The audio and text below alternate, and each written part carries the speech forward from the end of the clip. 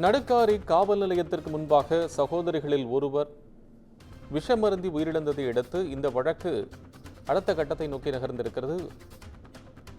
இந்த சூழ்நிலையில் உயர்நீதிமன்ற மதுரை அமர்வு பல்வேறு உத்தரவுகளை பிறப்பித்திருக்கிறது. அது தொடர்பான விவரங்களுடன் செய்தியாளர் சரவணன் இணைப்பில். சரவணன், உங்கள் விவரம்.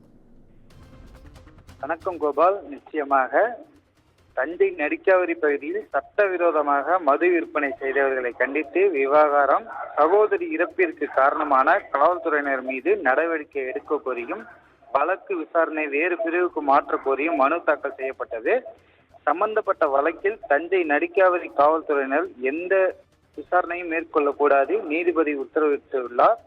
வழக்கு குறித்து திருச்சி சாரக காவல் தலைவர் பதில் மனு தாக்கல் செய்ய உள்ளார். உயர்நீதிமன்ற கிளையும் உத்தரவிட்டுள்ளார். தஞ்சாவூர் மாவட்டத்தைச் சேர்ந்த துர்கா உயர்நீதிமன்ற மதுரை அமர்வு வழக்கினை தாக்கல் செய்து வருகின்றனர். அதில் எனக்கு மேனகா, கிருத்திகா மற்றும் தினேஷ் ஆகிய மூன்றும் உடன் பிறந்தவர்களால் எங்கள் தெருவில் வசித்து வந்த அருண்குமார் டாஸ்மார்க்கிலிருந்து மதுவை வாங்கி சட்டவிரோதமாக விற்பனை செய்து வந்ததாகவும் அவருக்கு காவல்துறையினர்கள் உடந்தையாக இருந்ததாக, இந்த நிலையில் அருண்குமாரை எனது சகோதரர் கண்டித்ததால் எனது சகோதரரை மிரட்டியதாலும் கடந்த 8ஆம் தேதி காலை 8 மணியளவில் காவல் ஆய்வாளர் அறிவழகன் மற்றும் 2 காவல்துறையினர் சீருடையின்றி வீட்டிற்கு வந்ததாகவும் தகவல் வெளியிருக்கின்றன. விசாரணை என அழைத்து சென்றதும் காரணம் கேட்டதற்கு அருண்குமாரின் தாயார் ஆனந்தி எனது சகோதரருக்கு எதிராக புகார் அளித்துள்ளதாகவும் தெரிவித்தனர். ஆனந்தி புகாரை திரும்ப பெறுவதாகவும் கூறிய நிலையில் காவல் ஆய்வாளர் சர்மிளா அதனை ஏற்க மறுத்ததாகவும் ஜாதி பெயரை சொல்லி எங்களை இழிவாக பேசியுள்ளதாகவும் எனது சகோதரி திருமணம் ஏற்பாடு நடந்து வருவதாலும் எனது சகோதரரை விடுவிக்குமாறு காவல்துறையிடம் கெஞ்சிய நிலையில் என்னையும் சிறையில் அடைத்தனர். இதனால் எனது இரு சகோதரிகளையும் கதறிய காவல் ஆய்வாளர் சர்மிளாவிடம் எங்களை விடுவிக்குமாறு கெஞ்சினார்கள். காவல் ஆய்வாளர்கள் சர்மிளா தகாத வார்த்தையால் எனது சகோதரிகளை பேசிய ஏளனம் செய்ததால் சகோதரிகள் இருவரும் பூச்சி மருந்து குத்தி விடுவோம் என சொன்னபொழுது ஆய்வாளர்கள் அலட்சிய போக்குதான் காரணம் என மன உளைச்சலுடன் இருவரும் விஷம் அறிந்துள்ளனர்.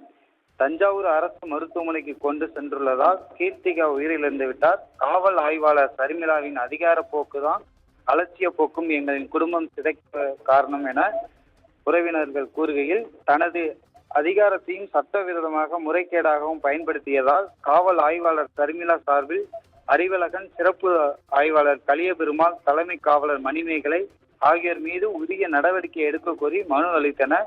எந்த நடவடிக்கையும் எடுக்கப்படவில்லை என்று இந்த சம்பந்தப்பட்ட காவல்துறை விசாரித்தால் நியாயம் கிடைக்காது. ஆகவே இந்த வழக்கை வேறு விசாரணை அமைப்புக்கு மாற்றுவதோடு மட்டுமில்லாமல் பட்டியல் சமூகம் மற்றும் பழங்குடியினர் பாதுகாப்பு சட்டத்தின் கீழ் நிவாரணம் வழங்க உத்தரவிட வேண்டும் என கூறியிருந்தார். இந்த வழக்கானது நீதிபதி தனபால் முன்பாக விசாரணைக்கு வந்துள்ளது. அரசு தரப்பில் சகோதரி இருவரும் பயமுறுத்தும் விதமாகவும் பூச்சி மருந்தை குடித்துள்ளதாகவும் உயிரிழந்த பெண்ணின் உடலை வாங்க மறுத்து வருகின்றன எனவே தெரிவிக்கப்பட்டது. மனுதாரர் தரப்பில் இந்த வழக்கை நடுக்காவரி காவல்துறையினர் விசாரிக்க கூடாது என உத்தரவிட வேண்டும் என விவாதிக்கப்பட்டது. இதனை அடுத்து நீதிபதி உயிரிழந்த பெண்ணின் உடலை பெற்றுக்கொள்வதோ குறித்து மனுதாரர் தரப்பில் முடிவு செய்ய வேண்டும். தவறினால் காவல்துறையினர்கள் விதிகளின்படி நடவடிக்கை எடுக்கலாம் என உத்தரவிடப்பட்டுள்ளது. அதேபோல் சம்பந்தப்பட்ட வழக்கில் தஞ்சை நடுக்காவரி காவல்துறையினர்கள் எந்த விசாரணையும் மேற்கொள்ளக்கூடாது எனவும் அறிவுறுத்தப்பட்டுள்ளது நீதிபதி. மேலும் வழக்கு குறித்து திருச்சி சாரக காவல்துறை தலைவர் பதில் மனு தாக்கல் செய்யப்பட உள்ளதாகவும் உத்தரவிட்டு வழக்கை ஏப்ரல் 22ஆம் தேதிக்கு ஒத்திவைக்கப்பட்டுள்ளது. கோபால். நன்றி சரவணன். அண்மை விவரங்களுக்கு நன்றி.